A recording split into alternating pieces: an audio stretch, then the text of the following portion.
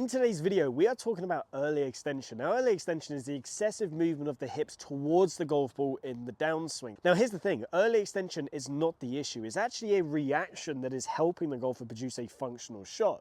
What we need to do is we need to fix the root causes, and this is what we're going to do in today's video. So root cause number one as to why you have to early extend, and it is by far the most common one, is a poor posture position. Now, posture is crucial in our golf swing so that we can maintain correct body angles, we can maintain good balance, and overall have a consistent look and pivot to our golf swing. Now, what is the most common issue that I see when it comes to posture? Well, by far it is golfers that get way too much knee bend, they shove their glutes too far behind them, and their lower back gets arched. Now, actually, a big reason for this is just because of kind of modern day society now. You know, most of us are sitting down for 7-8 hours during the day, and that's going to cause our hip flexors to get very, very tight, and then from there, that causes us to get into what we class as anterior pelvic tilt, where the pelvis tilts too far forwards, and we get a lot of curvature in this position. Now, from here, we are going to find that the hips want to then extend underneath us for two main reasons. Number one, for balance. If we have our hips too far back, we're going to be off balance. So by extending them underneath, we're going to gain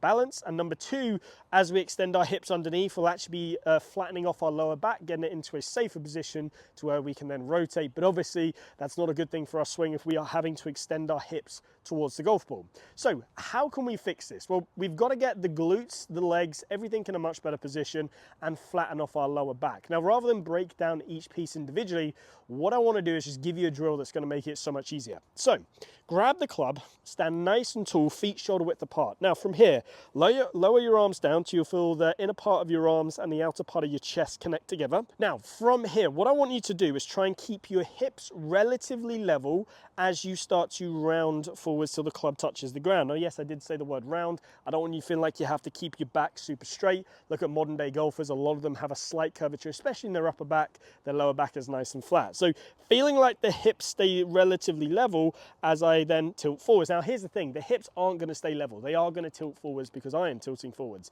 But what most people do, especially if they're in this position, is they're used to tilting the hips way too much. So just by feeling them a little bit more level is actually going to put them in a nice sort of correct tilted position. So here, lower arms, just round forwards into that position. And the last thing is just to soften the legs and feel like the weight is even between your toes and your heels. Now in this position, you can see my lower back is nice and flat. You can see the back edge of my butt is just outside the heel line. And then from there, I'm in a position to where it's going to be so much easier for me to rotate. And I've taken out one of the massive reasons why you have to early extend. Let me hit a shot for you now with this good posture. So I'm here, I'm in this good position. Now from here, I'm going to be able to rotate and maintain great hip depth. So root cause number two as to why you have no choice but to early extend is because you have a poor club face position. Now, you do see some golfers get extremely close club face positions, but actually the more common one that I find is an open club face position. Now, why does this cause you to early extend? Well, if your club face gets excessively open, especially in the backswing, quite often golfers will have to throw the club. They might get quite steep on it. As they do this, they'll often have to extend it up so that they don't hit the ground too early, and ultimately from there becomes very, very tricky to control. Now, we've all heard the strengthen your grip sort of talk, and personally, I'm not really necessarily the biggest fan of that because grip changes don't just affect club face position. I think it's really important to look at your swing as a whole and go, right, based on the natural wrist conditions you have. So if you're somebody who has a little bit more neutral to slightly cupped position, yes, you can favor a little bit more of a stronger grip. But if you're somebody who naturally bows your wrist quite a bit, I would actually recommend a neutral to a little bit more of a weaker grip. So I'm not going to have that conversation today. What I am going to talk about is a little bit more on how to set the wrist correctly. Now, I see a lot of people, again, a lot of misconceptions about what wrist set is. People think wrist set is setting the club straight up. It's not. If I do that, if I set the club straight up, you will notice how my lead wrist has a bit of extension, a bit of cup to it, a bit of angle to it. That's not what we want to be seeing. In reality, if I was to set my left wrist up, that's fine. But what the right wrist, the trail wrist, has to do is it has to set back on itself.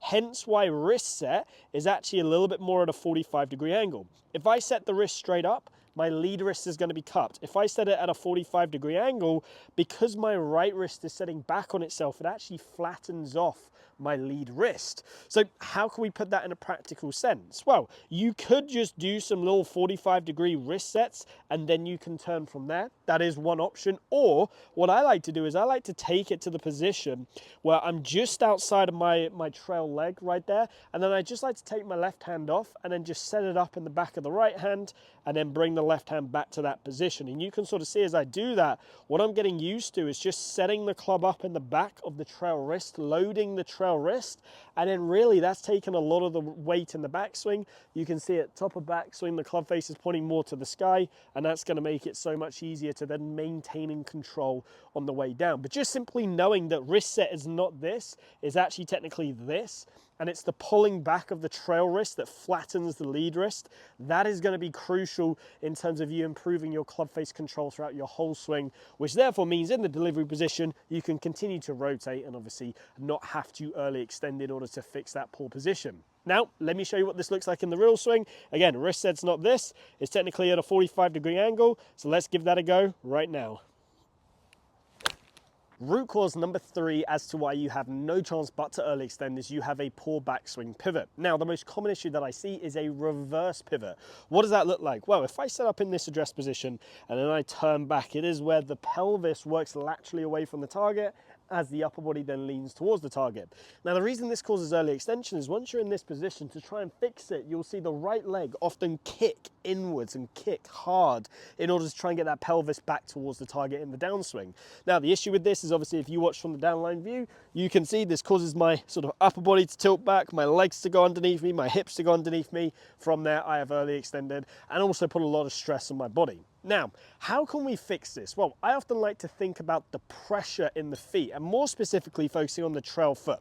If you're a golfer who is moving the pelvis laterally in the backswing, getting into this reverse pivot, you will often tend to find the pressure will feel on the outer part of the trail foot. Why don't we feel like we bank the pressure a little bit more to the inside part of that trail foot?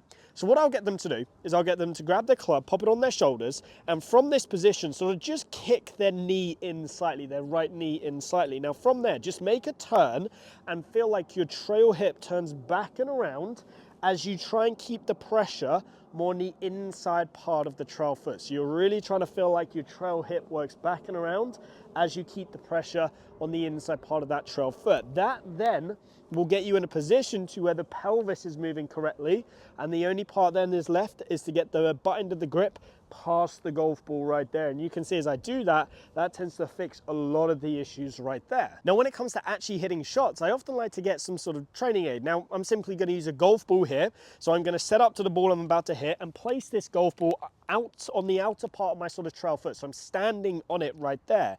Now, if I swing and I shift my pelvis, I'm going to feel like I put a lot of pressure into that ball under my foot. So the aim is to A, allow the pressure to go to the inside part of that trail foot.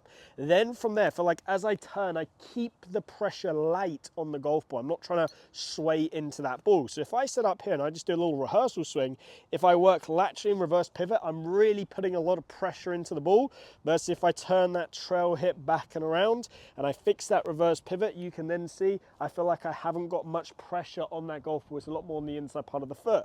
Now from there, this puts me in a great position to where I can shift and rotate and again fix that early extension. So let me show you what this looks like and actually hitting a shot. So I'm going to feel like I keep the pressure on the inside part of the foot.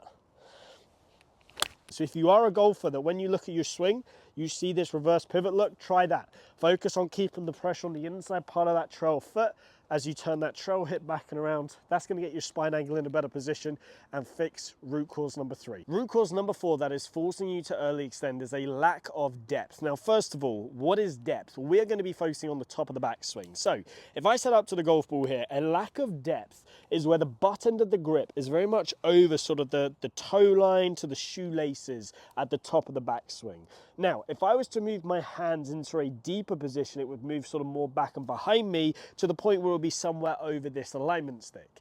Now, why is a lack of depth going to cause early extension? Well, if I go to the top of the backswing and I have a position where I have lack of depth, so hands are very much in front of me, in order to get the club back onto plane, I am going to have to drop it very, very quickly. Now, in reality, the only real way we can do that is via what we class as secondary tilt.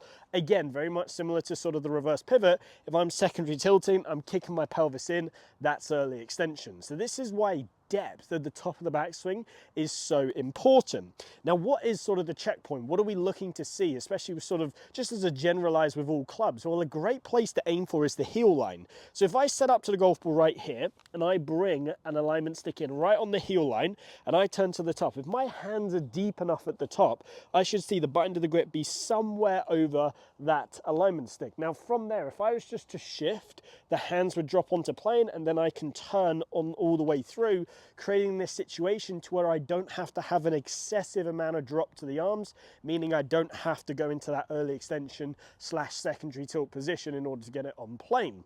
So that's why depth is so important. If you have a good position at the top, it means the club is naturally going to want to shallow, and from there you are not going to have to early extend. You can just pivot through the ball correctly.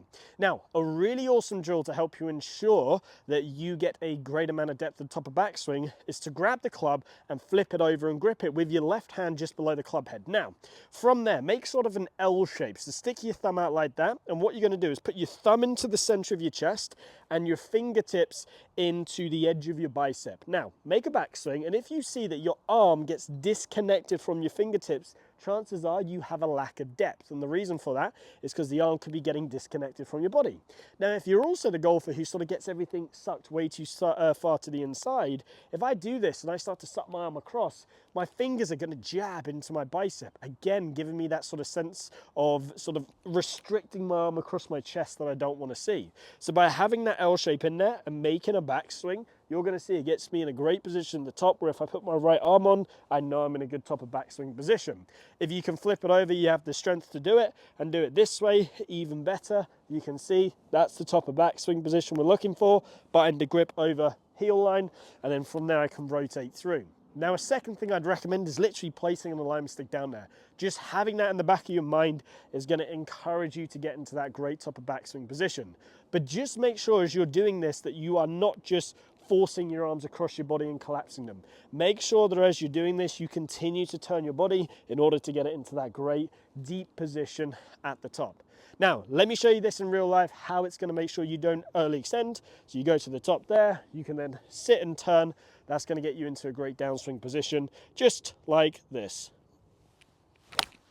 So the final root cause that is forcing you to early extend is you have a shallow to steep pattern. Now, firstly, what is a shallow to steep pattern?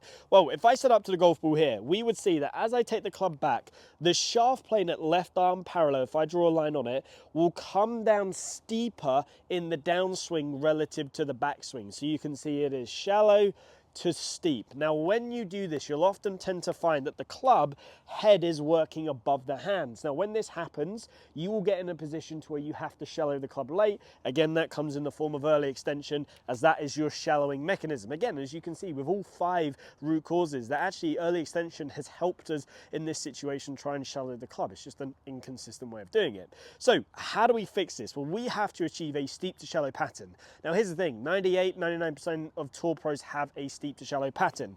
In the backswing, you will tend to find that most tour pros will have the shaft plane at left arm parallel pointing at or inside the golf ball, and then from there on the way down at left arm parallel, you will have the shaft flatter than where it went back. It might be a hair flatter, it might be a lot more flatter, but essentially it is working on a flatter plane. Now, there are loads of different ways of doing it, but the best one is understanding how the forearms work. Now, in order to understand this relationship with how the forearms work and how a steep to shallow pattern is generated, I want you to grab the basket that you got your balls with. Now, with this basket, I want you to imagine it's a steering wheel, so you can turn it like a steering wheel. If you were to turn that steering wheel or turn that basket to the right for a right-handed golfer, look at where my thumbs are pointing. They are going to point behind me.